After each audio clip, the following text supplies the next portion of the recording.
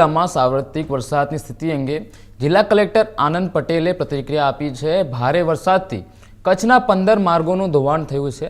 ધોવાણ થયેલા રસ્તાઓ ફરી જલ્દી કાર્યરત થાય તે માટે સૂચના અપાઈ છે। ભારે વરસાદ વચ્ચે માનવ કે પશુ મૃત્યુના બનાવો સામે આવ્યા નથી। સારા વરસાદથી કચ્છમાં 5 મધ્યમ અને 19 નાની સિંચાઈના ડેમો પાણીની આવક થઈ છે। ભારે વરસાદી માહોલને ધ્યાને રાખી તમામ તાલુકામાં કંટ્રોલ રૂમ કાર્યરત કરાયા છે। ભારે વરસાદ આગાહીને લઈ જિલ્લામાં એક એનડીઆરએફની ટીમને સ્ટેન્ડ બાય રખાઈ છે। જોખમી નદી, નાળા, તળાવ અને ડેમમાં લોકોને નહાવા ન જવા માટે તંત્ર દ્વારા અપીલ કરાઈ છે।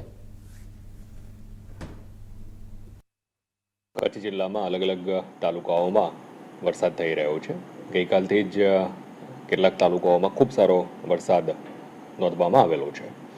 આપણે જો કચ્છ જિલ્લામાં અત્યારે હાલની પરિસ્થિતિની વાત કરીએ તો લગભગ 15 જેટલા જે રસ્તાઓ છે એ ઓવરટોપિંગ થઈ રહ્યા છે, એટલે કે ત્યાંથી પાણીનું આગમન વગેરે થઈ રહ્યું છે।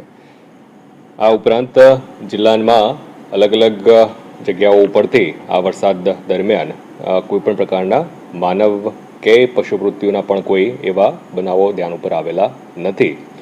પણ સાર્વત્રિક વરસાદના કારણે આપણી અલગ અલગ જે સિંચાઈ યોજનાઓ આવેલી છે એમાં ખૂબ સારું પાણીની આવક નોંધવામાં આવેલી છે। જો અત્યારે આપણે વાત કરીએ તો લગભગ 5 જેટલા મધ્યમ સિંચાઈ યોજનાઓ અને 19 જેટલી નાની સિંચાઈ યોજનાઓમાં ખૂબ સારી પાણીની આવક થતાં ઓલમોસ્ટ 100% જેટલે પાણીનો ભરાવો આ યોજનાઓમાં થયેલો છે, જેનો લાભ આવનારા દિવસોમાં ખેડૂતોને ચોક્કસપણે થનાર છે। આ ઉપરાંત એવા કોઈ ગંભીર પ્રકારના બનાવો હાલમાં ધ્યાને આવેલા નથી। જિલ્લા કક્ષાએનો જે કંટ્રોલ રૂમ છે, કંટ્રોલ રૂમ પણ